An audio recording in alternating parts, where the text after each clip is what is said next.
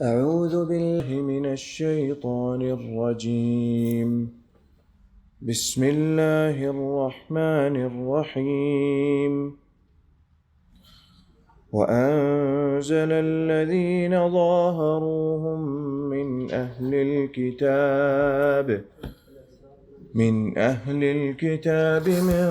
صياصيهم وقذف في قلوبهم الرعب فريقا تقتلون وتأسرون فريقا وأورثكم أرضهم وديارهم وأموالهم وأرضا لم تطئوها وكان الله على كل شيء قديرا. يا أيها النبي قل لأزواجك إن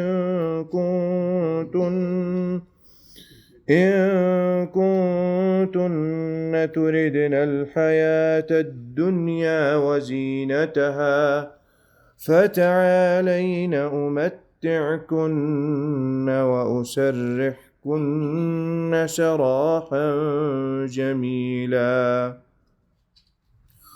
وإن كنتن تردن الله ورسوله والدار الآخرة فإن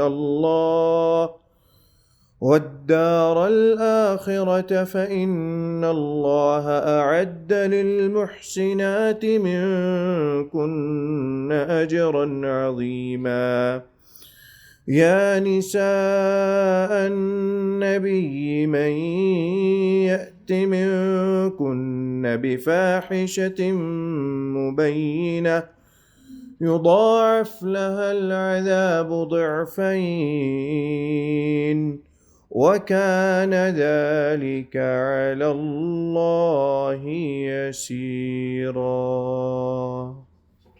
بسم الله الرحمن الرحيم. الحمد لله رب العالمين والصلاة والسلام على أشرف الأنبياء والمرسلين نبينا محمد وعلى آله وصحبه أجمعين. اللهم انفعنا بما علمتنا وعلمنا ما ينفعنا وزدنا علما وعملا وتوفيقا برحمتك يا أرحم الراحمين. رب اشرح لي صدري ويسر لي أمري واحلل عقدة من لساني يفقه قولي.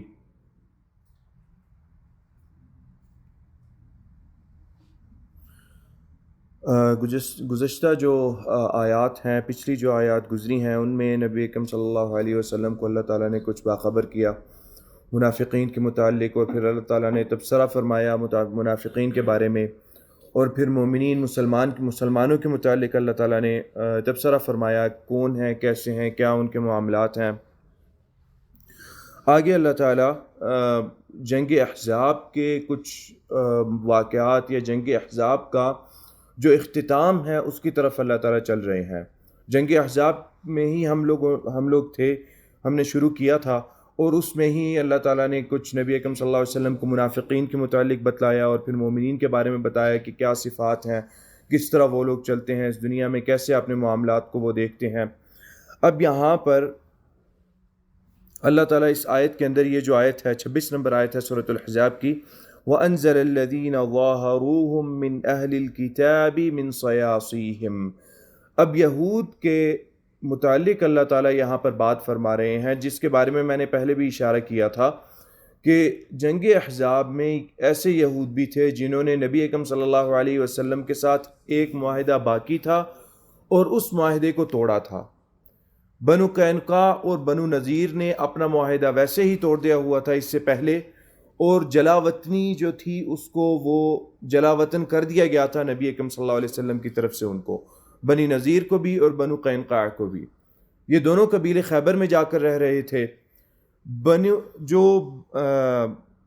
بنو قریظہ کے لوگ تھے، بنو قریظہ کے لوگ، اس کے متعلق مفسرین یا علماء رحمہ اللہ فرماتے ہیں کہ یہ بنو نذیر اور بنو قینقاع کے بدلے میں، یا ان سے اگر ان کو کمپیئر کیا جائے تو یہ قدر شریف لوگ تھے، اور اسی وجہ سے نبی اکرم صلی اللہ علیہ وسلم کے ساتھ انہوں نے اپنا معاہدہ ابھی باقی رکھا ہوا تھا۔ احزاب کے موقع تک انہوں نے اپنا معاہدہ اور جو وعدے کیے ہوئے تھے وہ باقی رکھے ہوئے تھے۔ اسی وجہ سے یہ لوگ، جب احزاب کا واقعہ پیش آیا تو یہ لوگ خندق کی پچھلی طرف تھے، مدینہ کے اندر والی طرف پہ تھے. باقی جو تمام لوگ تھے ان کو تو باقی یہود خیبر سے آئے تھے اور باقی عرب وہ خندق کی دوسری طرف تھے. تو بنو قریظہ کے جو لوگ تھے صرف یہ لوگ باقی تھے جنہوں نے ابھی اپنا معاہدہ اور نبی اکرم صلی اللہ علیہ وسلم سے جو وعد کیا ہوا تھا اس کو انہوں نے برقرار رکھا کہ ہمارے پاس جو ہم ایک دوسرے کے خلاف نہیں لڑیں گے، ہم پر کوئی مصیبت آئی تو ہم ایک دوسرے کی مدد کریں گے. اگر یہود پر کسی نے حملہ کیا یا ان کے پاس سامنے ان کو کسی مصیبت کا سامنا ہوا تو مسلمان ان کی مدد کریں گے. اگر مسلمانوں کو کسی مصیبت اور پریشانی کا سامنا ہوا تو وعدہ یہ ہے کہ یہودی آ کر مسلمانوں کی مدد کریں گے. اس طرح نبی اکرم صلی اللہ علیہ وسلم نے ایک امن والا جو معاملہ ہے اس کو برقرار رکھا، مدینہ کے اندر امن و امان رکھا تاکہ امن کے بعد عافیت کے ساتھ اور خیریت کے ساتھ اسلام کا معاملہ آگے چلا سکیں، تبلیغ کر سکیں اور آگے لے کر جا سکیں اس مشن کو جس پر نبی اکرم صلی اللہ علیہ وسلم گامزن تھے. تو یہاں پر اس آیت میں اللہ تعالیٰ نے وَأَنزَلَ الَّذِينَ ظَاهَرُوهُمْ وَأَنزَلَ اور اللہ تعالیٰ نے اتار دیا ان لوگوں کو ظَاهَرُوهُمْ جنہوں نے مدد کی. ہم یہاں پر ہم کی ضمیر کن کی طرف ہے؟ مدد کی ان کی. کن کی مدد کی؟ ہم کی ضمیر کس کی طرف ہے یہاں پر؟ ہاں، مشرکین کی طرف ہے. بالکل، میں نے بتایا نا کہ یہ آیت جو ہے یہودیوں کے متعلق یہ آیت ہے. تو یہودیوں میں سے تو کسی نے مسلمانوں کی مدد نہیں کی تھی غزوہ احزاب میں. تو اللہ تعالیٰ فرما رہے ہیں کہ وَأَنزَلَ الَّذِينَ اور اتار دیا، نکال دیا ان لوگوں کو جنہوں نے مدد کی ہم ان کی. کن کی؟ مشرکین کی مدد کی. کس انداز سے مشرکین کی مدد کی؟ کہ انہوں نے غداری کی، انہوں نے عہد شکنی کی. جو معاہدہ نبی اکرم صلی اللہ علیہ وسلم کے ساتھ تھا اس معاہدے کو توڑا انہوں نے. اور وہ اس معاہدے کے توڑنے کے اندر بہت ساری اس کے پیچھے بہت ساری اس کے پس منظر میں بہت ساری چیزیں ہیں. جیسے کہ حیی بن اخطب جو تھا، جو اصل محرک تھا غزوہ احزاب کا، بنو نذیر کے قبیلے کا سردار تھا حیی بن اخطب. اس نے سارا معاملہ یہ شروع کیا کہ بھئی مسلمانوں کے خلاف لڑتے ہیں. قریش کے پاس گیا، تم لوگ اپنے حلیف قبیلے جمع کر لو. بنو غطفان کے پاس گیا، اپنے بھی حلیف قبیلے جمع کر لو. سارے عرب جمع ہو گئے مسلمانوں کے خلاف لڑنے کے لیے. محرک اصل جو تھا وہ حیی بن اخطب تھا. اس کو مروڑ اس بات کا تھا کہ نبی اکرم صلی اللہ علیہ وسلم ہمارے بعد آئے اور ہمارے بعد آ کے ہمیں ہی نکال دیا ہماری زمین سے. وہ یہ کہتے تھے ہماری زمین ہے. نبی اکرم صلی اللہ علیہ وسلم کا مطالبہ کیا تھا؟ آپ صلی اللہ علیہ وسلم کہتے تھے قولوا لا الہ الا اللہ تفلحوا تملکوا العرب والعجم. یہ آپ صلی اللہ علیہ وسلم کا مطالبہ تھا. لا الہ الا اللہ کہو، کامیاب ہو جاؤ گے. تملکوا العرب والعجم، عرب و عجم جو ہے وہ تم لوگ کی ملکیت ہو جائیں گے. لیکن بات یہ تھی کہ وہ ایمان نہیں لائے. اور ایمان لانے کے بہت ساری کافی اسباب ہیں، جس میں کہ جی یہ بنو اسحاق سے، بنو اسماعیل سے کیوں آ گیا، بنو اسحاق سے کیوں نہیں ہے. بنی اسرائیل تو سارے بنو اسحاق سے ہیں اور تمام انبیاء جو ہیں وہ بنو اسحاق سے آئے ہیں. اور یہ سب سے افضل نبی ہے. جتنے انبیاء پیچھے گزرے ان تمام انبیاء کو ایک طرف کر دیں، نبی اکرم صلی اللہ علیہ وسلم کو ایک طرف کر دیں، تو یہ سب سے افضل نبی ہے. تو یہ بنی اسماعیل سے کیوں آ گئے؟ یہ وہ قریشی قبیلے سے کیوں آ گئے؟ قریش کا نہ ایمان لانا وہ ایک الگ معاملہ تھا کہ جی یہ کیوں ہے، یہ تو ایک یتیم بچہ ہے، اس کے پاس کوئی سرداری نہیں ہے، اس کے پاس کوئی مال نہیں ہے. آپ لوگ کیسے کہتے ہیں کہ ہم اس پر ایمان لے آئیں؟ قریشیوں کا یہ مطالبہ تھا کہ کیا قریش میں سے یا ثقیف میں سے کوئی سردار نہیں ملا تھا نبی بنانے کے لیے؟ یہ قریش کا مطالبہ تھا. جو یہودی تھے ان کا مطالبہ یہ تھا، یا وہ لوگ یہ کہتے تھے کہ یہ بنی اسماعیل سے کیوں آ گیا، ہم تو سوچ رہے تھے بنی اسحاق سے آئے گا. اور بنو قریظہ کے متعلق یہ کہتے ہیں مفسرین نے، ابن کثیر رحمہ اللہ نے یہ بات لکھی ہے بنو قریظہ کے بارے میں کہ بنو قریظہ کے آبا و اجداد مدینہ میں ہجرت کر کے آئے تھے. ان کی اصل زمین مدینہ نہیں تھی. ان کے پرانے آبا و اجداد مدینہ ہجرت کر کے آئے تھے صرف اس وجہ سے کہ یہاں پر اس سرزمین میں ایک نبی آنے والا ہے، اس نبی پر ہم ایمان لائیں گے. سبحان اللہ، یہاں تک ان کو علم تھا، اپنی کتب کے اندر اتنا پختہ ان کو پتا تھا کہ اس سرزمین پہ وہ نبی آئے گا. جس پر ہم نے ایمان لانا ہے. اور اسی لیے تو وہ لوگ مشرکین سے لڑتے تھے, ڈراتے تھے کہ وہ نبی آئے گا, ہم اس کے ساتھ ملیں گے, ہم تو ویسے ہی اہل کتاب ہیں, تو ہم تو کتاب پہ فوراً ایمان لے آئیں گے, تو وہ نبی آنے والا ہے, ہم اس سے اوس اور خزرج کے ساتھ لڑا کرتے تھے. جب بھی کوئی اختلاف ہونا تو بولنا ہم تمہیں عاد و سمود کی طرح ختم کر دیں گے اس نبی کے ساتھ. لیکن پھر جب نبی اکرم صلی اللہ علیہ وسلم آئے تو انہی لوگوں نے جنہوں نے اس چیز کی وجہ سے ہجرت کی اپنی زمینوں سے, مدینہ آ کر انہوں نے اپنی رہائش اختیار کی کہ بھئی نبی آنے والا ہے, اس زمین میں آئے گا اور ہم اس پر ایمان لائیں گے اور وہ کتاب والا ہوگا, اس کے پاس کتاب ہوگی. انہی لوگوں نے نبی اکرم صلی اللہ علیہ وسلم کا انکار کیا. اور یہی لوگ ہیں جن کے بارے میں اس آیت کے اندر بات ہو رہی ہے, جنہوں نے غداری کی. اور غداری کر کے یہ لوگ جب نبی اکرم صلی اللہ علیہ وسلم ان کے پاس گئے تو وہ اللہ تعالیٰ بات کر رہے ہیں کہ ہم نے نکال دیا ان کو. انہوں نے اپنے آپ کو, ان کا بہت بڑا قلعہ تھا, بنو قریظہ کا بہت بڑا قلعہ تھا.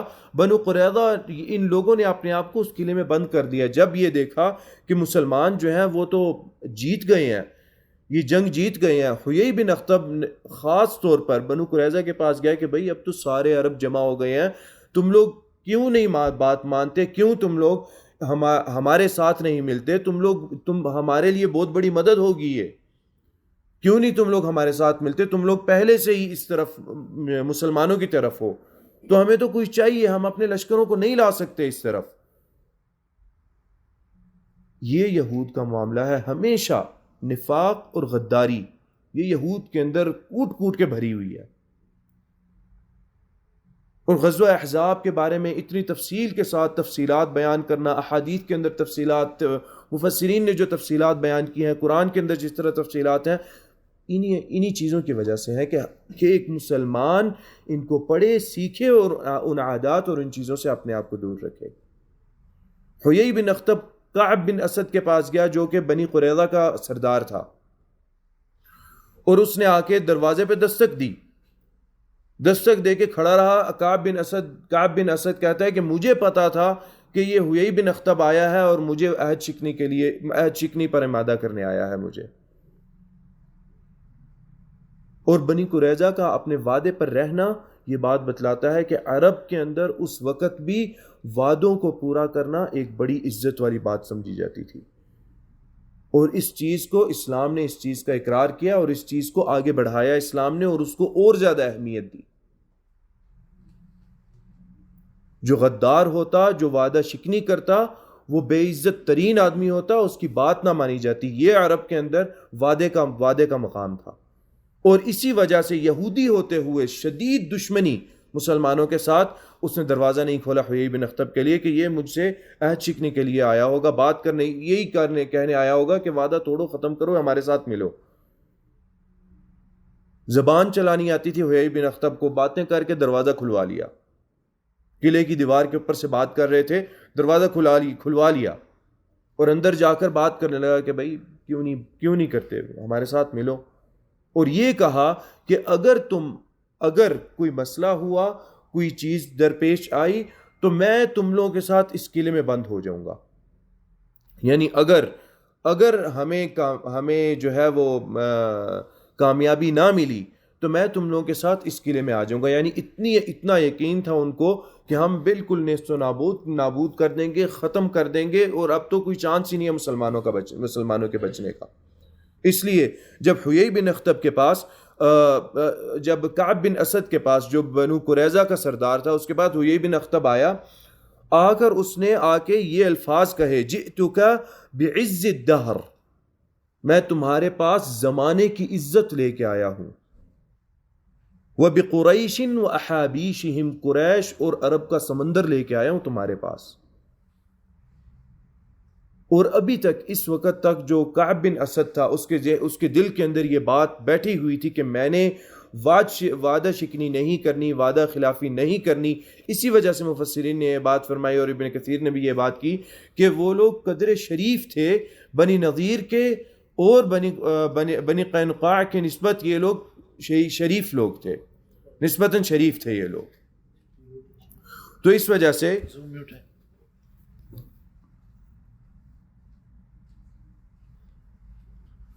اس وجہ سے نبی اکرم صلی اللہ علیہ وسلم سے ابھی تک انہوں نے اپنا وعدہ نہیں توڑا تھا، بنو قریظہ کے جو لوگ تھے.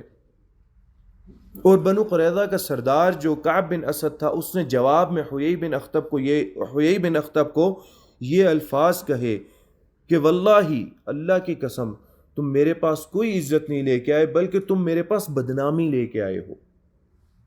اتنا ان کے دلوں کے اندر وعدہ پورے کرنے کا احترام اور اتنی اس چیز کی قدر و قیمت تھی. میرے پاس تم کچھ نہیں لے کے آئے، میرے پاس تم بے عزتی اور ذلت لے کے آئے ہو، اور تم کیا ہو؟ وَأَنْتَ مَشْؤُومٌ، اور تم منحوس شخص ہو. لیکن اس کے باوجود بات چیت کر کے اس نے بنو قریظہ کو اپنے ساتھ جوڑ لیا، اور انہوں نے نبی اکرم صلی اللہ علیہ وسلم کے ساتھ کیا ہوا وعدہ توڑ دیا. اور نبی اکرم صلی اللہ علیہ وسلم کو اس چیز کی خبر پہنچ گئی. حضرت حذیفہ بن یمان رضی اللہ تعالی عنہ کو آپ صلی اللہ علیہ وسلم نے بھیجا تھا کہ جا کے حذیفہ جا کے دیکھ کر آؤ کہ کیا چل رہا ہے. بنو قریظہ کے لوگوں نے ان لوگوں نے عہد شکنی کی ہے یا وہ لوگ اپنے عہد پر موجود ہیں.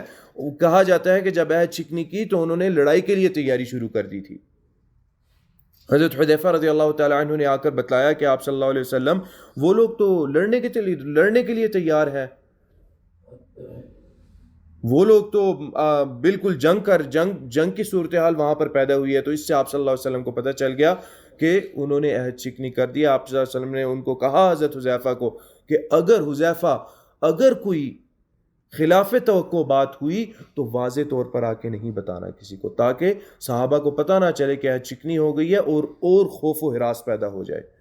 دیکھیں نبی اکرم صلی اللہ علیہ وسلم کا احساس صحابہ کرام کے لیے کہ ویسے ہی خوف پیدا ہے، تو اے حذیفہ آ کر کچھ دوسرے انداز سے، کچھ ایسے انداز سے بات کرنا جس سے سب کو واضح نہ ہو لیکن مجھے سمجھ آ جائے کہ عہد شکنی ہو گئی ہے، وعدہ توڑ دیا گیا ہے. حضرت حذیفہ رضی اللہ تعالیٰ عنہ نے آ کے بتایا کہ آپ صلی اللہ علیہ وسلم وعدہ توڑ دیا گیا ہے، اور اپنے خاص انداز میں. لیکن صحابہ کرام رضوان اللہ علیہم اجمعین عرب تھے، سمجھ گئے، تمام صحابہ کرام سمجھ گئے کہ حذیفہ کی کیا مراد ہے، اور حذیفہ کہاں سے آ رہا ہے، بنو قریظہ سے آ رہا ہے، اور اس کی مراد کیا ہے ان الفاظ سے. ایسے نہیں اللہ تعالیٰ نے ان کو اتنی عزتیں بخشی تھیں، اللہ تعالیٰ نے ان پر اتنے انعام کیے تھے. اور جیسے علماء نے فرمایا کہ غزوہ احزاب کے بعد کفار نے کبھی مسلمانوں پر چڑھائی نہیں کی تھی. اس کے بعد ہمیشہ غزوہ احزاب کے بعد مسلمان ہی تھے جو چڑھائی کرتے رہے کفار پر.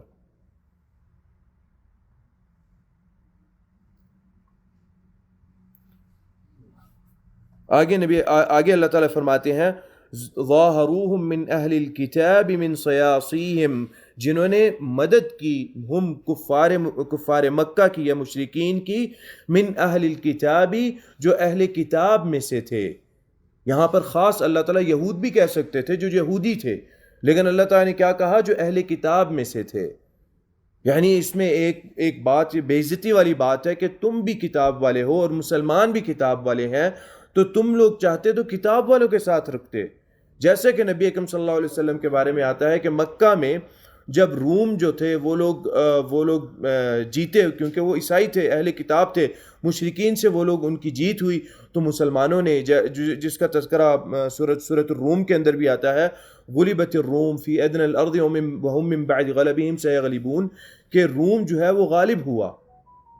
تو نبی اکرم صلی اللہ علیہ وسلم نے خوشی کا اظہار کیا. کیوں؟ کیونکہ وہ کتاب والے تھے، اہل کتاب تھے، اور اہل کتاب ان کو غلبہ مشرکین کے خلاف ہوا تھا، مشرکین کے خلاف وہ لوگ جیتے تھے. تو نبی اکرم صلی اللہ علیہ وسلم کو خوشی ہوئی کہ اہل کتاب والے جیتے ہیں. تو یہاں پر چاہیے یہ تھا کہ وہ لوگ یہ کہتے کہ نہیں، تم لوگ نہ کتاب ہے، نہ کچھ ہے، نہ کوئی نظام ہے، نہ کوئی دین ہے خاص، تو ہم لوگ کم سے کم ان کے پاس کتاب ہے تو کتاب والوں کے ساتھ ہی رکیں گے. اور یہاں پر یہ بات نہیں تھی، یہاں پر تو صرف کتاب والی بات نہیں تھی، یہاں پر تو یہ بھی مسئلہ تھا کہ ان کو پتہ تھا، اس طرح جیسا کہ اپنے بچوں کو وہ جانتے تھے کہ نبی اکرم صلی اللہ علیہ وسلم سچے نبی ہیں، جھوٹے نبی نہیں ہیں نبی اکرم صلی اللہ علیہ وسلم. لیکن اس کے باوجود آخری قبیلہ تھا جس نے عہد شکنی کی، جس نے عہد توڑا اپنا، نبی اکرم صلی اللہ علیہ وسلم کے ساتھ، اور اس چیز کی ویسے ہی جو عہد پورا کرنا اور عہد کی وفا کرنا، اسلام جب آیا تو اسلام نے اس کی اہمیت ویسے ہی بڑھا دی۔ ایک حدیث ہے، اس کے اندر آتا ہے جس میں نبی اکرم صلی اللہ علیہ وسلم نے فرمایا من کان لہ حلف فی الجاہلیت، جس کا کوئی معاہدہ ہو یا جس کا کوئی وعدہ ہو جاہلیت کے اندر، لم یزدہ الاسلام الا شدۃ، اور بعد میں اسلام آ جائے تو اسلام اس وعدے کو، اس حلف کو، اس ساتھ کو شدت سے زیادہ اور کچھ نہیں کرتا، یعنی اس کو اور شدید بنا دیتا ہے۔ کیوں؟ اسلام کے اندر سچا وعدہ پورا کرنے کی جو اہمیت ہے اس کی وجہ سے۔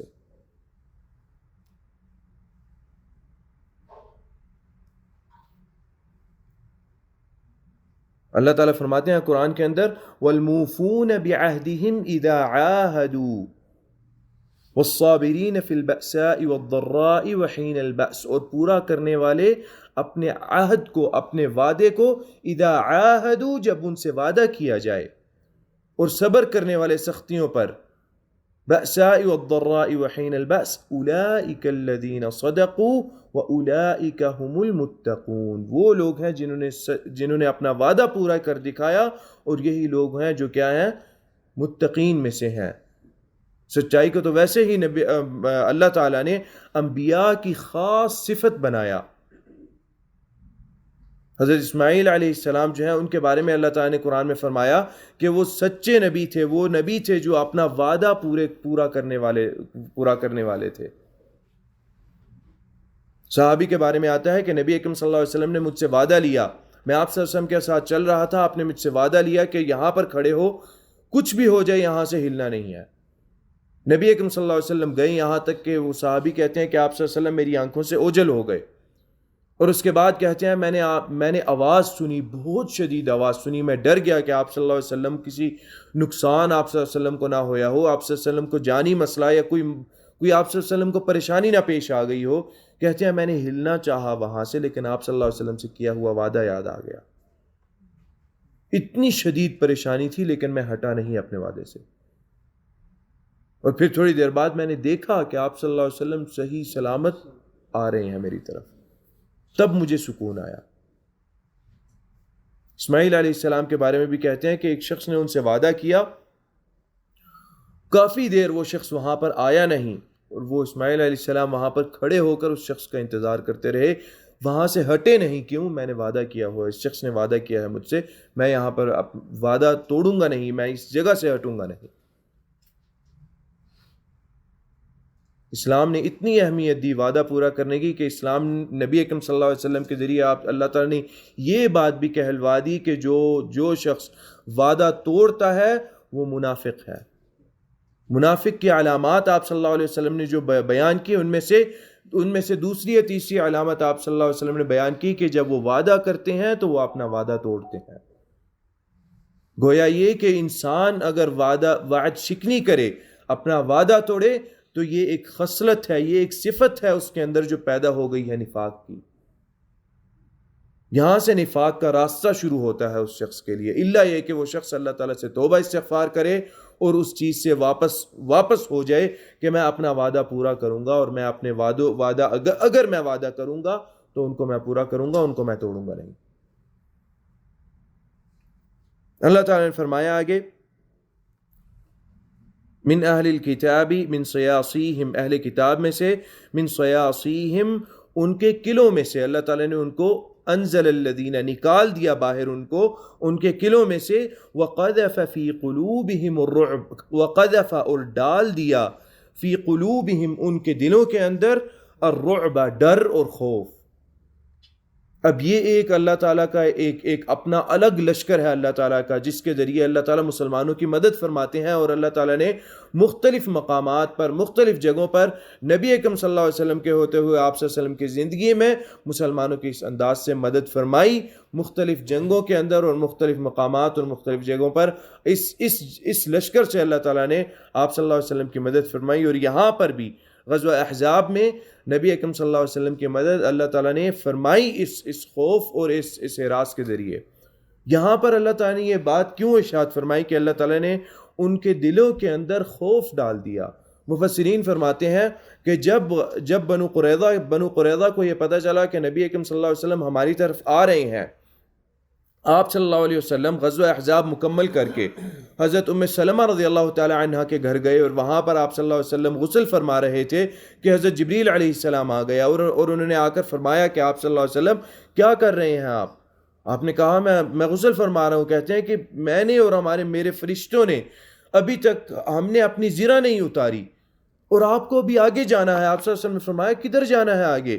حضرت جبریل علیہ السلام فرماتے ہیں کہ بنو قریظہ کی طرف جانا ہے، اللہ کا حکم آیا ہے، میں جا رہا ہوں اور آپ بھی آئیں۔ آپ صلی اللہ علیہ وسلم نے وہیں سے مسلمانوں کو حکم دیا۔ پورے 3000 مسلمان جو غزوہ احزاب میں تھے تھکے ٹوٹے، پورا مہینہ یہ ایک لگا، تقریباً 25 سے 28 دن علماء فرماتے ہیں کہ یہ حصار رہا احزاب کا، جتنے بھی لشکر تھے انہوں نے حصار کیا مسلمانوں کا 25 سے 28 دن تقریباً۔ اس کے بعد فوراً ابھی صحیح طرح انہوں نے سکون اور آرام بھی نہیں کیا تھا کہ فوراً آپ صلی اللہ علیہ وسلم کا حکم آیا، اور آپ صلی اللہ علیہ وسلم نے حکم دیا کہ لا يصلين احدكم الا في بني قريظة، لا يصلين احدكم العصر الا في بني قريظة، کہ تم میں سے کوئی عصر کی نماز نہ پڑھے یہاں پر یہاں تک کہ وہ بنو قریظہ پہنچ جائے۔ صحابہ کرام کہتے ہیں کہ سارے کے سارے صحابہ کرام وہیں سے اسی ٹوٹی ہوئی حالت کے اندر تھکے ٹوٹے بنو قریظہ کی طرف چلے گئے۔ کچھ لوگوں نے نماز رستے میں پڑھ لی، کچھ لوگوں نے نماز بنو قریظہ جا کر پڑھی، جنہوں نے یہ کہا کہ آپ صلی اللہ علیہ وسلم نے یہ بات کہی تھی کہ تم نے عصر کی نماز بنو قریظہ میں ہی پڑھنی ہے، اس کے علاوہ کہیں اور عصر کی نماز نہیں پڑھنی۔ دیکھیں صحابہ کرام نے کس طرح نبی اکرم صلی اللہ علیہ وسلم کے امر اور حکم کی تعمیل کی۔ کیا ہمارا نبی اکرم صلی اللہ علیہ وسلم کے اوامر اور احکامات پر تعمیل کرنا اس طرح کے انداز کا ہے، اس پر عمل کرنا اس طرح کے انداز کا ہے؟ اور حالت یہ تھی کہ صحابہ کرام شدید حالت کے اندر تھے، آسان معاملہ نہیں تھا۔ بنو قریظہ گئے، ان لوگوں نے اپنے آپ کو قلعے کے اندر بند کر لیا، اور وہاں پر پھر نبی اکرم صلی اللہ علیہ وسلم نے مسلمانوں کے ساتھ حصار فرمایا اگلے اور 25 دن کا۔ مفسرین نے اور محدثین نے حدیث میں بیان کیا ہے کہ بنو قریظہ کا جو حصار تھا وہ 25 دن کا حصار تھا، یعنی اگر آپ جمع کریں تو 50 دن ہو گئے۔ اور حالت غزوہ احزاب میں یہ تھی کہ مفسرین رحمہ اللہ نے فرمایا کہ قحط سالی تھی، کھانا مدینہ کے اندر صحیح طرح موجود نہیں تھا، بارش کی کمی تھی اس سال، اور مسلمانوں کے پاس کھانا نہیں تھا۔ اس لیے نبی اکرم صلی اللہ علیہ وسلم وہ خندق کھودتے ہوئے آپ صلی اللہ علیہ وسلم کے جو حالات تھے اور جو صحابہ کرام کے حالات تھے، صحابی آپ صلی اللہ علیہ وسلم کے پاس آئے کہ آپ صلی اللہ علیہ وسلم بھوک سے پیٹ پہ پتھر باندھے ہوئے ہیں۔ آپ صلی اللہ علیہ وسلم نے اپنی قمیض مبارک اٹھا دی کہ میں نے 2-3 پتھر باندھے ہوئے ہیں۔ صحابہ کرام رو پڑے دیکھ کر کہ آگے کیا کرتے ہیں، یہ ہمارے نبی اکرم صلی اللہ علیہ وسلم کا حال یہ ہے۔ ان تمام شدید حالات کے بعد پھر بنو قریظہ کی طرف حضرت جبریل علیہ السلام نے کہا کہ اللہ کا حکم آیا ہے، جائیے بنو قریظہ کی طرف، اور نبی اکرم صلی اللہ علیہ وسلم بلا تعمل، بنا کسی سوال کیے حکم دیا صحابہ کو، کسی صحابی نے سوال نہیں کیا، تمام کے تمام جو زخمی تھا، جو جیسی حالت میں تھا نکل گیا۔ یہاں تک کہ حضرت سعد بن معاذ رضی اللہ تعالی عنہ جو کہ شدید زخمی ہوئے تھے، ان کو بھی بعد میں لے جایا گیا بنو قریظہ۔ 25 دن کا حصار ہوا، اور حیی بن اخطب جو تھا جس نے بنو قریظہ کے لوگوں کو آمادہ کیا تھا کعب بن اسد ان کے سردار کے پاس جا کر کہ آپ نے عہد شکنی کرنی ہے، وعدہ آپ توڑ دو، کوئی مسئلہ نہیں ہے، تمام عرب جمع ہو گئے ہیں، اب یہ مسلمان تو ختم ہو جائیں گے، نیست و نابود ہو جائیں گے، ان کا تو نام ہی نہیں رہے گا، تو تم لوگ ڈرتے کس بات کے ہو؟ اب حیی بن اخطب اپنے وعدے کے مطابق، دیکھیں سبحان اللہ، تھے یہودی وہ لوگ، لیکن وعدے کا پاس رکھا کرتے تھے، آپس میں ہی رکھا کرتے تھے، جو بھی تھا جس طرح بھی تھا۔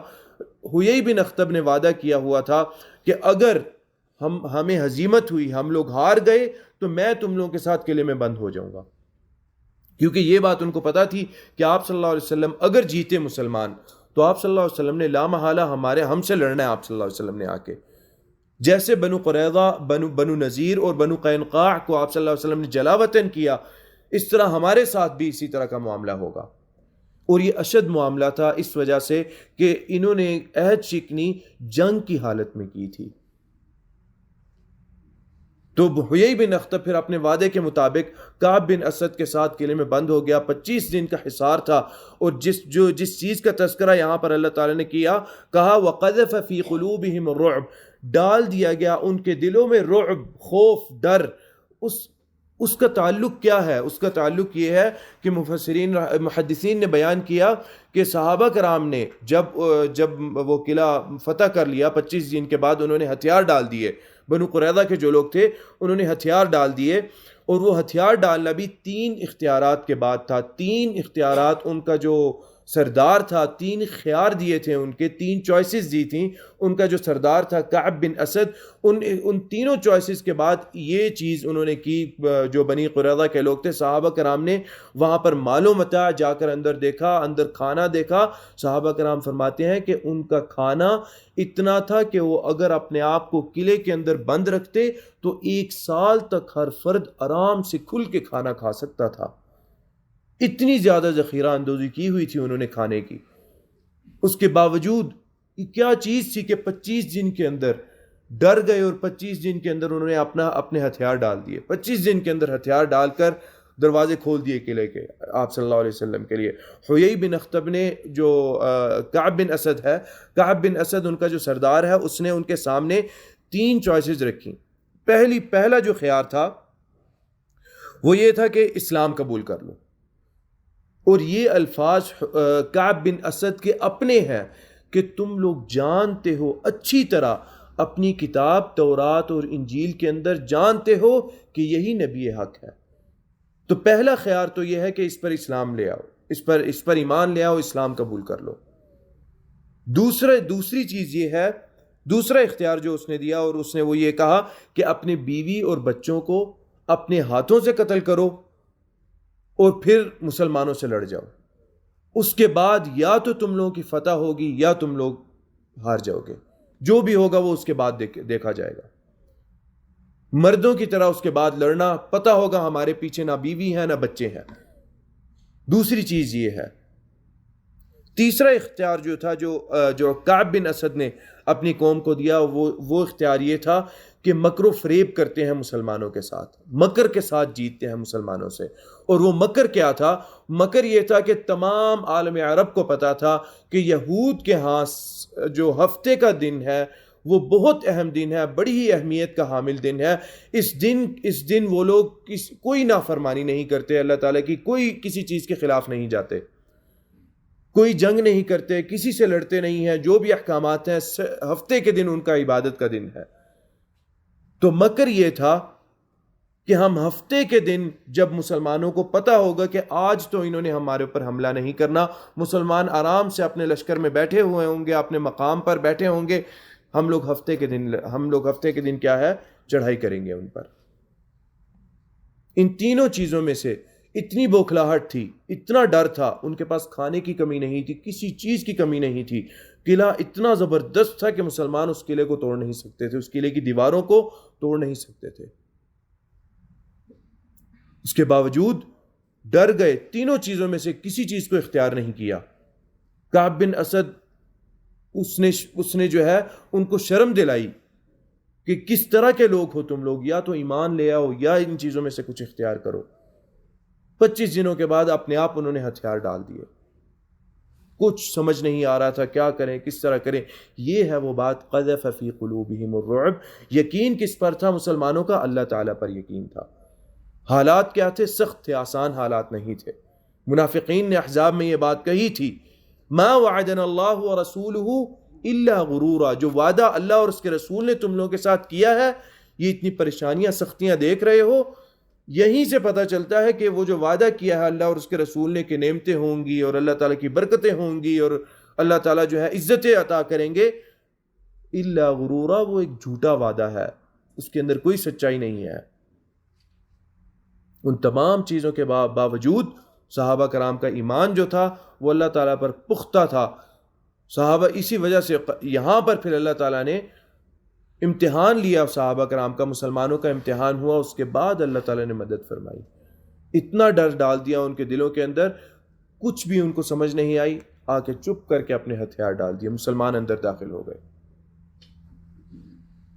اب یہاں پر معافیاں شروع ہوئی، معافی مانگنا شروع کی نبی اکرم صلی اللہ علیہ وسلم سے، جتنے بھی جو بنو قریظہ کے لوگ تھے کہ جی ہمیں ایک اور موقع دے دیا جائے اور ہمارے ساتھ معاملہ جو ہے وہ سہل کیا جائے، معاملہ ہمارے ساتھ آسان کیا جائے۔ یہاں پر حضرت سعد بن معاذ رضی اللہ تعالی عنہ کا دور آتا ہے، یہاں پر ان کا رول آتا ہے، یہاں پر ان کا بہت ہی خوبصورت معاملہ آتا ہے۔ ان کو شدید چوٹ لگی تھی، شدید زخم ان کو ہوا تھا، جو ان کے بازو کی ہڈی ہے یہاں پر ایک وین ہے، نس ہے، وہ ان کی کٹ گئی تھی، ایک تیر لگا تھا ان کو آتا ہوا، اڑتا ہوا تیر آیا تھا کہیں سے، وہ تیر ان کو لگا تھا اور وہ زخم ان کا ٹھیک نہیں ہو رہا تھا، یہاں تک کہ نبی اکرم صلی اللہ علیہ وسلم نے اس کے اوپر، آپ صلی اللہ علیہ وسلم نے اس علاج اور اس چیز کے لیے اپنے ہاتھوں سے اس کو جو ہے زخم کو باندھا تھا، لیکن اس کے باوجود وہ ٹھیک نہیں ہو رہا تھا۔ اب وہ لوگ جو تمام لوگ تھے وہ پکڑے گئے، نبی اکرم صلی اللہ علیہ وسلم کے ہاتھ آ گئے۔ اب نبی اکرم صلی اللہ علیہ وسلم سے بات ہونے لگی کہ ان کے ساتھ کیا کرنا ہے۔ آپ صلی اللہ علیہ وسلم نے کہا، یہ بات انہوں نے خود کہی، بنو قریظہ کے لوگوں نے خود کہی کہ ہمیں سعد بن معاذ کا حکم جو ہے وہ منظور ہوگا، سعد بن معاذ کو لایا جائے، ان کا حکم جو ہے ہمیں منظور ہوگا۔ سعد بن معاذ رضی اللہ تعالی عنہ فرماتے ہیں، ان کے بارے میں آتا ہے کہ انہوں نے اللہ تعالیٰ سے دعا کی، غزوہ احزاب کے بعد انہوں نے اللہ تعالیٰ سے دعا کی کہ یا رب، اے اللہ، اگر ہمارے مابین مسلمان اور قریش کے درمیان کوئی جنگ باقی ہے فَأَبْقِنِي، تو یا ربی مجھے باقی رکھ یا اللہ، اور اگر ہمارے درمیان معاملات ختم ہو گئے ہیں تو یا اللہ مجھے اٹھا لے، میں اور زندگی نہیں چاہتا۔ نبی اکرم صلی اللہ علیہ وسلم نے حضرت سعد کو بلایا، وہ اس وقت تک زندہ رہے، اللہ تعالیٰ نے یہ دعا حضرت سعد رضی اللہ تعالیٰ عنہ کی قبول کر لی، لیکن بنو قریظہ کے معاملے تک ان کو اللہ تعالیٰ نے زندہ رکھا۔ نبی اکرم صلی اللہ علیہ وسلم نے کہا، اچھا ٹھیک ہے، آپ لوگ سعد بن معاذ کا جو ہے وہ حکم مانیں گے، چونکہ سعد بن معاذ اوس کے سردار تھے۔ سعد بن معاذ رضی اللہ تعالیٰ عنہ یہ بڑے جلیل القدر صحابی ہیں، انشاءاللہ ان کے متعلق تھوڑا سا آپ کو بتاؤں گا، یہ کون شخص تھا سعد بن معاذ رضی اللہ تعالیٰ عنہ، یہ کون بندہ تھا، کیا چیز تھی یہ آدمی، انشاءاللہ ان کے متعلق آپ کو بتاؤں گا ابھی میں۔ نبی اکرم صلی اللہ علیہ وسلم نے حضرت سعد بن معاذ رضی اللہ تعالیٰ عنہ کو بلوا لیا کہ جی سعد تمہارے حلیف ہیں، یہ لوگ بنو قریظہ کے لوگ اوس قبیلے کے حلیف ہیں، تو یہ تمہارا حکم ماننے کو راضی ہیں۔ اور وہ اس بات پہ بڑے خوش ہوئے کہ نبی اکرم صلی اللہ علیہ وسلم نے یہ بات مان لی ہے، کیونکہ آپ صلی اللہ علیہ وسلم سختی کے ساتھ چلتے، سعد چونکہ ہمارا حلیف ہے، ہمارا ساتھی رہا ہے، تو سعد معاملہ جو ہے آسانی کے ساتھ کرے گا، کیونکہ اس سے پہلے بنو قینقاع کے ساتھ نبی اکرم صلی اللہ علیہ وسلم نے عبداللہ بن ابی کو اختیار کیا تھا، کیونکہ عبداللہ بن ابی جو تھا وہ حلیف تھا بنو قینقاع کا، اور اس نے چونکہ منافق تھا، اندر سے وہ منافق تھا، وہ تو بعد میں پتہ چلا کہ یہ خبیث آدمی منافق ہے، اس نے بنو قینقاع کے یہودیوں کے ساتھ بڑا آسان معاملہ کیا۔ اس نے کہا اچھا ٹھیک ہے، اس طرح اور یہ کر دیں گے، اور آپ سے ان کو چھوڑ دیں اور ان کو آزاد جائیں، وہ یہ لوگ چلے جائیں، اپنی زمین چھوڑ کے چلے جائیں۔ تو انہوں نے یہ سمجھا کہ جی ہمارے ساتھ بھی اس طرح ہوگا، کیا کریں گے، جلاوطنی کریں گے، ہم لوگ خیبر چلے جائیں گے، ہمارے جو ہے وہ 2 قبائل پہلے ہی خیبر میں موجود ہیں، ہم بھی خیبر چلے جائیں گے۔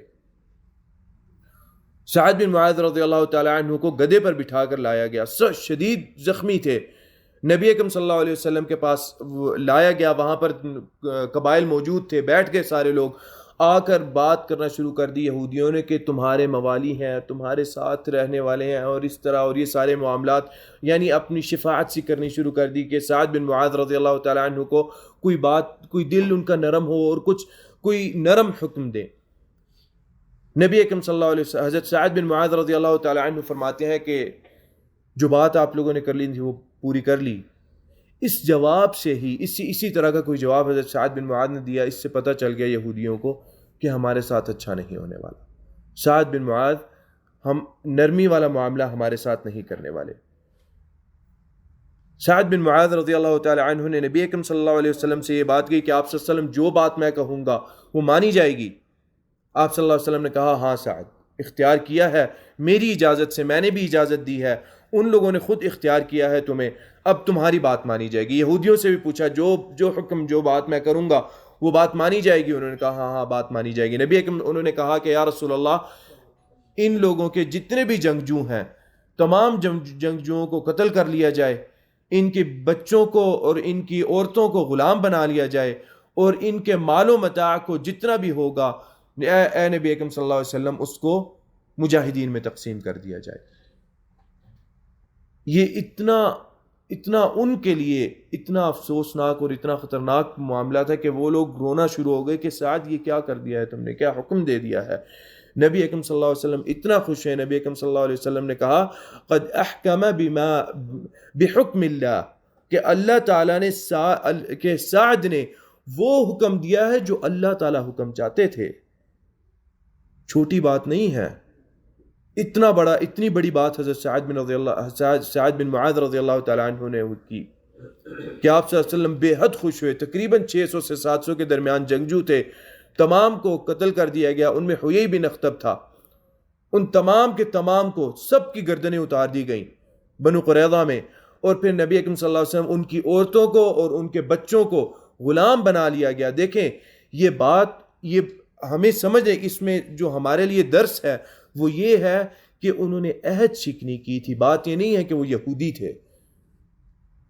تھے تو آپ صلی اللہ علیہ وسلم ساتھ بھی تو رہ رہے تھے ان کے، اور آپ صلی اللہ علیہ وسلم نے تو خود ہی ہاتھ بڑھایا تھا آگے، دوستی تو نہیں تھی، لیکن آپ صلی اللہ علیہ وسلم نے ہاتھ بڑھایا تھا کہ اچھا امن کے ساتھ رہیں گے، مدینے کے اندر رہنا ہے، امن کے ساتھ رہیں گے۔ ان کو محصور کر دیا نبی اکرم صلی اللہ علیہ وسلم نے کہ ہمیں نقصان نہیں پہنچا سکتے، کیوں؟ ہم تمہیں نقصان نہیں پہنچائیں گے۔ وعدے پر رہے، کیوں؟ وعدے کی اہمیت تھی عرب کے اندر۔ لیکن جب وعدے کی خلاف ورزی کی، وہ چیز اللہ تعالیٰ کو اتنی ناپسند تھی کہ یہ حکم، اس کے بارے میں نبی اکرم صلی اللہ علیہ وسلم نے یہ کہا کہ یہ اللہ تعالیٰ کا حکم تھا ساتھ جو تم نے کیا ہے، اور اس پر عمل کیا نبی اکرم صلی اللہ علیہ وسلم نے۔ اور ان کے جو مکان تھے، ان کی جو زمینیں تھیں، ان کا جو مال و متاع تھا بہت زیادہ تھا۔ جیسے کہ میں نے آپ کو بتایا، صحابہ کرام نے اندر جا کے دیکھا تو بتایا کہ 1 سال تک وہ بنا کسی باہر کی مدد کے وہ جی سکتے تھے، آرام سے کھانا وانا کھا سکتے تھے۔ وہ تمام کے تمام لوگ، یہ نہیں کہ چند لوگ نہیں، پورے قلعے کے لوگ، پورا قبیلہ 1 سال تک آرام سے زندہ رہ سکتا تھا۔ لیکن ایسا ڈر اللہ تعالیٰ نے وَقَذَفَ فِي قُلُوبِهِمُ الرُّعْبَ، صحابہ کرام نے صبر کیا، یقین اللہ تعالیٰ پر رکھا، پختہ ایمان، توحید پکی تھی صحابہ کرام کی۔ اللہ تعالیٰ کی مدد ایسی آئی کہ 25 دن کے اندر انہوں نے اپنے دروازے کھول دیے، اور یہ سارا معاملہ ہوا۔ اور یہاں پر منافقین اب کہتے تھے کہ بھئی ہمیں بھی یہ ملے، یہ جو تمام چیزیں ہیں۔ نبی اکرم صلی اللہ علیہ وسلم نے کہا کہ جن لوگوں نے ہمارا ساتھ دیا ہے بنو قریظہ، وہی لوگ جائیں گے۔ بنو قریظہ کے وقت بھی منافقین نے چاہا کہ ہم بھی جاتے ہیں، ہم بھی آتے ہیں، آپ سے سن کہا نہیں، جو احزاب کے موقع پر ہمارے ساتھ تھے بالکل وہی لشکر جائے گا، زخمی ہیں، تھکے ہوئے، سارے جائیں گے، ہمیں مدد کی ضرورت نہیں ہے۔ منافقین نے کہا کہ ہم جائیں گے، اور کیونکہ اب یہ ان کو پتا تھا کہ اب پلڑا بھاری مسلمانوں کا ہو گیا ہے، تو یہاں پر کیا ہے، مال غنیمت تقسیم ہوگا، اب ہمیں مال غنیمت ملنا ہے، مجاہدین کو مال غنیمت ملے گا۔ تو یہاں پر اب ان کا دل تھا کہ اب ہمیں بھی ملتا، لیکن وہ بات، اس چیز کو نبی اکرم صلی اللہ علیہ وسلم نے قبول نہیں فرمایا۔ آپ صلی اللہ علیہ وسلم نے جو احکامات تھے اس کے مطابق مجاہدین کے درمیان تمام چیزیں تقسیم کی، تمام ان کے گھر جو تھے، زمینیں، جو بھی معاملات تھے نبی اکرم صلی اللہ علیہ وسلم نے کیے۔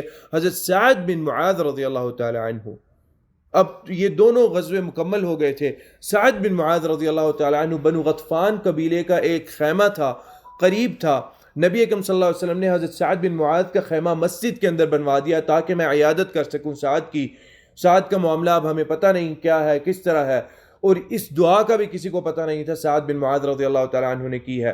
بنی غطفان کے لوگ پھر کہتے ہیں کہ ہم نے دیکھا کہ جو حضرت سعد کا خیمہ تھا اس سے خون بہنا شروع ہو گیا، کیونکہ انہوں نے دعا کی تھی، یا اللہ اگر یہ معاملہ مکمل ہو گیا ہے تو میرے اس زخم کو بہا دے، پھاڑ دے، اس کو خون نکال دے، بہہ جائے اس سے سارا خون۔ بنو غطفان کے قبیلے کے لوگ بولتے ہیں کہ اے خیمے والو، یہ دیکھو یہ کیا ہے، یہ تو خون بہہ کر ہمارے خیمے تک آ رہا ہے، دیکھو کیا ہوا ہے تمہارے بندے کو۔ حضرت سعد بن معاذ رضی اللہ تعالی عنہ جو تھے وہ فوت ہو چکے تھے۔ یہ جو دعا تھی حضرت سعد بن معاذ رضی اللہ تعالی عنہ نے کی تھی۔ علماء فرماتے ہیں کہ سعد بن معاذ رضی اللہ تعالی عنہ انصار میں صدیق اکبر رضی اللہ تعالی عنہ کا مقام رکھتے تھے۔ جو حضرت ابو بکر رضی اللہ تعالی عنہ کا مقام تھا نا قریشیوں میں، مہاجرین میں، انصار کے اندر حضرت ابو بکر کے مقام والا اگر کوئی شخص موجود تھا تو وہ سعد بن معاذ رضی اللہ تعالی عنہ تھے۔ سعد بن معاذ فرماتے ہیں کہ میں ایک عام آدمی ہوں، تم لوگوں جیسا، کوئی خاص بندہ نہیں ہوں، ایک عام شخص ہوں میں، بس 3 چیزوں کا میں نے خیال کیا، اور شاید ان کا جس انداز سے خیال رکھنا چاہیے وہ میں رکھ پایا ہوں۔ ان میں سے پہلی چیز کیا ہے؟ حضرت سعد بن معاذ رضی اللہ تعالیٰ عنہ فرماتے ہیں کہ میں نے جو بھی حدیث سنی نبی اکرم صلی اللہ علیہ وسلم سے، اس پر یقین رکھا کہ یہ اللہ تعالیٰ کی طرف سے ہے، یعنی یہ اللہ کا حکم ہے، جو بھی بات میں نے آپ صلی اللہ علیہ وسلم سے سنی۔ دوسری بات یہ ہے کہ میں نے اپنی نماز جو ہے اس کو تمام خیالات سے پاک رکھا، میں نے نماز کے اندر کبھی کوئی خیال باہر سے نہیں آیا۔ اور تیسری چیز یہ ہے کہ میں نے اپنے آپ کو جنازوں کے ساتھ جوڑ کے رکھا تاکہ منکر نکیر کے سوالات میرے ذہن میں رہیں، جڑے رہیں منکر نکیر کے سوالات کہ کیا وہ پوچھیں گے ہم سے، قبر کے اندر کیا معاملہ ہوگا۔ سعید بن مسیب رضی اللہ تعالی رحمہ اللہ فرماتے ہیں کہ سعد بن معاذ کی یہ 3 صفات پیغمبروں کے اندر پائی جاتی ہیں۔ ایسے نہیں سعد بن معاذ رضی اللہ تعالی عنہ کا یہ مقام انصار کے اندر حضرت ابو بکر کے برابر کا مقام تھا سعد بن معاذ کا۔ نبی اکرم صلی اللہ علیہ وسلم کو ایک جبہ ہدیہ کیا گیا، اور وہ جبہ حریر کا تھا۔ حریر پہننا تو جائز نہیں ہے، لیکن آپ صلی اللہ علیہ وسلم نے ویسے ہی رکھا۔ صحابہ کرام تعجب سے اس حریر کی نرمی کی وجہ سے اور خوبصورتی کی وجہ سے بار بار اس کو ہاتھ لگاتے کہ کتنا نرم ہے۔ آپ صلی اللہ علیہ وسلم نے فرمایا اتعجبون من هذه، کیا تم لوگ اس کو دیکھ کر تعجب کرتے ہو کہ کیسا کپڑا ہے، کیسا حریر ہے، اور کیسا لباس ہے یہ۔ آپ صلی اللہ علیہ وسلم نے آگے فرمایا لمنادیل سعد فی الجنت احسن من هذه۔ حضرت سعد بن معاذ رضی اللہ تعالیٰ عنہ کے منادیل، جو رومال ہے جس سے انسان اپنے آپ کو پوچھتا ہے پسینہ اور اپنا زکام، نزلہ زکام، احسن من هذه، اس حریر کے کپڑے سے بھی زیادہ اچھے ہیں۔ یہ مقام تھا حضرت سعد بن معاذ رضی اللہ تعالیٰ عنہ کا۔ نبی اکرم صلی اللہ علیہ وسلم جب حضرت واقعہ افک پیش آیا، حضرت عائشہ رضی اللہ تعالیٰ عنہ پر تہمت لگائی، عبداللہ بن ابی خبیث نے جب زنا کی تہمت لگائی حضرت عائشہ پر، آپ صلی اللہ علیہ وسلم شدید تکلیف میں تھے۔ آپ صلی اللہ علیہ وسلم نے فرمایا کہ اے لوگو، اللہ کے اس دشمن نے مجھے شدید تکلیف دی ہے، مجھے سخت تکلیف دی ہے، تو تم لوگ کوئی بات کر سکتے ہو، کوئی اس تکلیف کو دور کر سکتا ہے مجھ سے؟ سعد بن معاذ رضی اللہ تعالیٰ عنہ سب سے پہلے کھڑے ہوئے اور فرمایا یا رسول اللہ، آپ وہ الفاظ ادا کیجئے، اوس قبیلے کا کوئی شخص ہے تو آپ صلی اللہ علیہ وسلم میں حکم دیتا ہوں اس کی گردن ابھی اتاری جاتی ہے۔ اگر اوس قبیلے کا کوئی آدمی ہے، چونکہ اوس قبیلے کے خود سردار تھے، تو یہ بات فرمائی کہ آپ صلی اللہ علیہ وسلم اگر تکلیف ہے تو میرا معاملہ تو یہ ہے کہ اگر اوس قبیلے کا کوئی ہوتا تو میں اسی وقت اس کی گردن اتار دیتا۔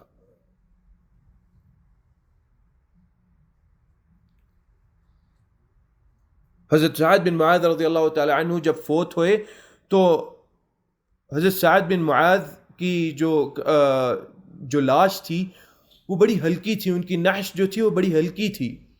نبی اکرم صلی اللہ علیہ وسلم بہت روئے اس چیز پر، حضرت سعد بن معاذ رضی اللہ تعالی عنہ کی وفات پر۔ تو منافقین نے کچھ مذاق سا بنایا کہ دیکھو یہ کیا ہلکا سا جسم ہے، اس کی کوئی اہمیت ہی نہیں ہے اس بندے کی۔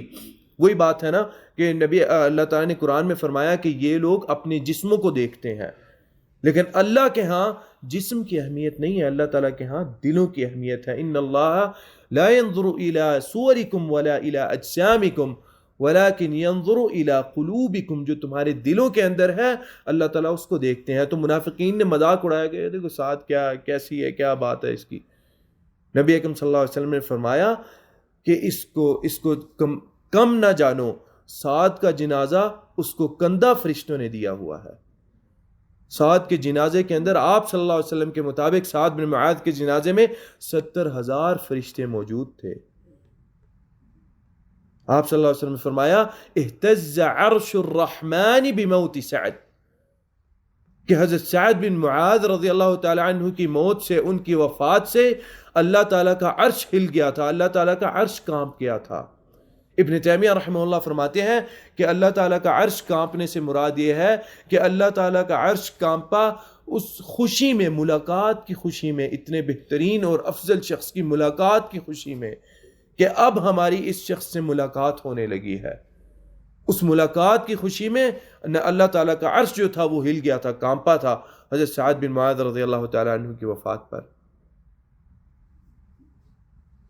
آپ صلی اللہ علیہ وسلم کے پاس قبر کا تذکرہ ہوا، اور قبر کے عذاب کا، اور قبر کس طرح تنگ کر دی جاتی ہے ایک انسان پر، اور بعد میں اس کے معاملات ہوتے ہیں تو نیک اعمال ہو تو اس قبر کو کھول دیا جاتا ہے. آپ صلی اللہ علیہ وسلم نے فرمایا کہ قبر ایک انسان کی پسلیاں اس کی پسلی کے اندر داخل ہو جاتی ہیں جب قبر تنگ ہوتی ہے کسی شخص کے اوپر، اور یہ تنگ ہر شخص پہ ہوتی ہے.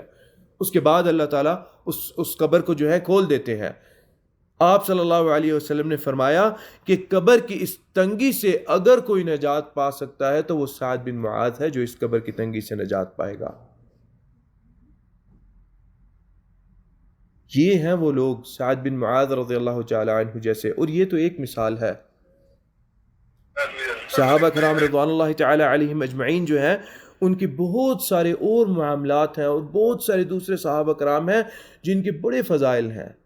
یہ ہیں وہ لوگ جن کے متعلق ہمیں چاہیے کہ ہم اپنے بچوں کو سکھائیں، ہمارے بچوں کے قدوہ، ہماری بچوں کے لیے مثال، ہمارے بچوں کے ہیروز یہ بنے. ہم حقیقتاً ان صحابہ کرام کے متعلق جب پڑھتے ہیں کتب تاریخ کے اندر تو حقیقتاً ایسے محسوس ہوتا ہے کہ آج کے جو سپر ہیروز ہیں فعلاً ایک حقیقی شکل میں صحابہ کرام وہ ایک حقیقی شخص لوگ تھے، حقیقی موجود تھے شخص اس دنیا کے اندر.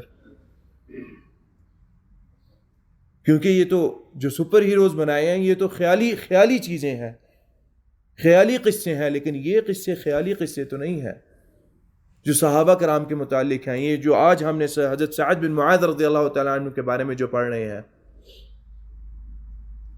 آپ صلی اللہ علیہ وسلم کا بھی حضرت سعد بن معاذ کو اتنی اہمیت دینا اور حضرت سعد بن معاذ کو یہ بات قبول کر لینا کہ ہاں حضرت سعد بن معاذ کے ہاتھ میں حکم ہے، یہ حضرت سعد بن معاذ کے لیے بذاتی ہی فضیلت تھی، بہت بڑی فضیلت تھی کہ آپ صلی اللہ علیہ وسلم اتنے بڑے حکم کے اندر حضرت سعد بن معاذ کو اجازت دے رہے ہیں کہ اچھا سعد ٹھیک ہے تمہارے ہاتھ میں ہے اب معاملہ.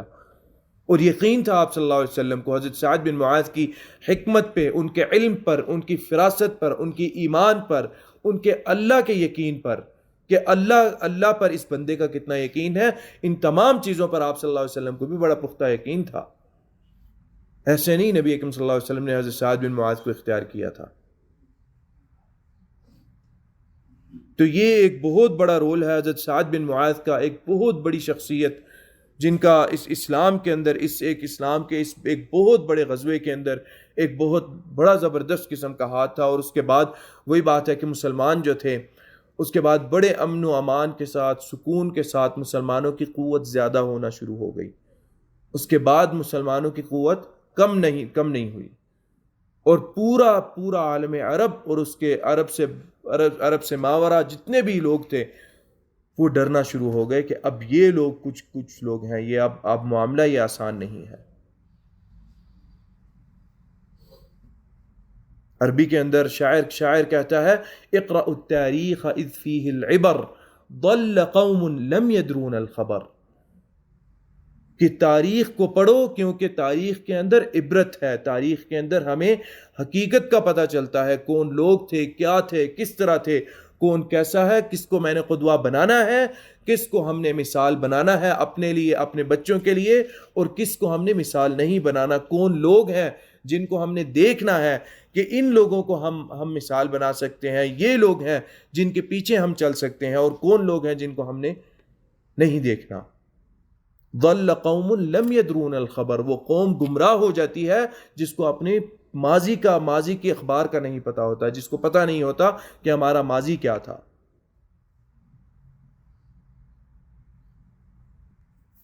اللہ تعالیٰ فرماتے ہیں فریقا تقتلون، ایک گروہ جس کو تم قتل کرو گے، وتأسرون فریقا، اور ایک گروہ ہے جس کو تم یرغمال بناؤ گے، جس کو تم لوگ قیدی بناؤ گے۔ اسرا قیدیوں کو کہا جاتا ہے۔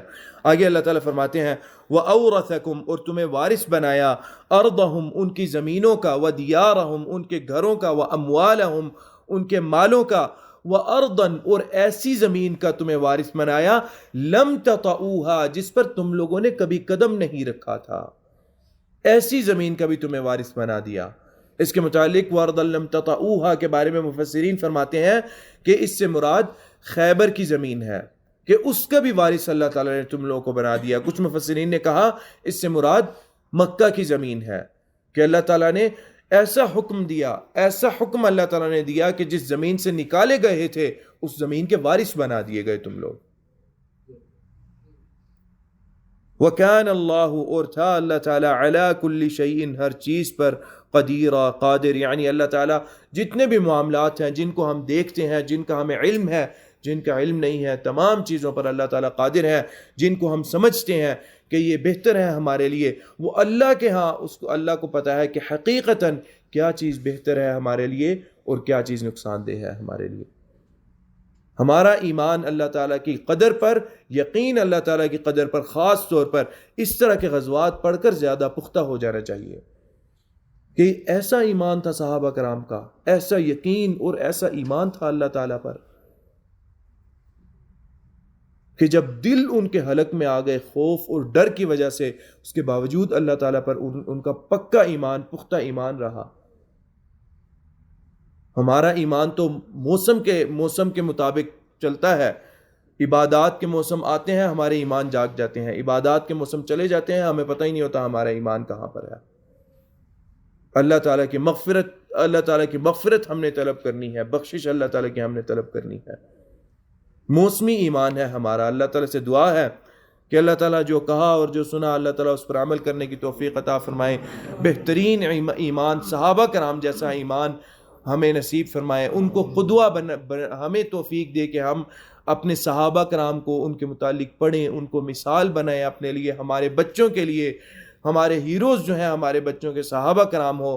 قد قلت ما قلت ان صوابا فمن اللہ وان خطأ فمنی والشیطان واستغفر اللہ انہ کان غفارا۔ بسم اللہ الرحمن الرحیم، الحمد للہ رب العالمین، الرحمن الرحیم، مالک یوم الدین، ایاک نعبد وایاک نستعین، اہدنا الصراط المستقیم، صراط الذین انعمت علیہم غیر المغضوب علیہم ولا الضالین، آمین۔ اللهم اغفر لنا ما قدمنا وما أخرنا وما أسررنا وما أعلنا وما أنت أعلم به منا، أنت المقدم وأنت المؤخر، لا إله إلا أنت، اللهم لا مانع لما أعطيت ولا معطي لما منعت ولا ينفع ذا الجد منك الجد، اللهم إنك عفو تحب العفو فاعف عنا، اللهم إنك عفو تحب العفو فاعف عنا، اللهم إنك عفو تحب العفو فاعف عنا، ربنا آتنا في الدنيا حسنة وفي الآخرة حسنة وقنا عذاب النار، اللهم بلغنا شهر رمضان برضوانك والعفو من نيرانك والعفو من نيرانك والعفو من نيرانك، اللهم أجرنا من النار، اللهم أجرنا من النار، اللهم أجرنا من النار، ربنا تقبل منا إنك أنت السميع العليم وتب علينا إنك أنت التواب الرحيم، رب ارحمهما كما ربياني صغيرا، رب ارحمهما كما ربياني صغيرا، رب ارحمهما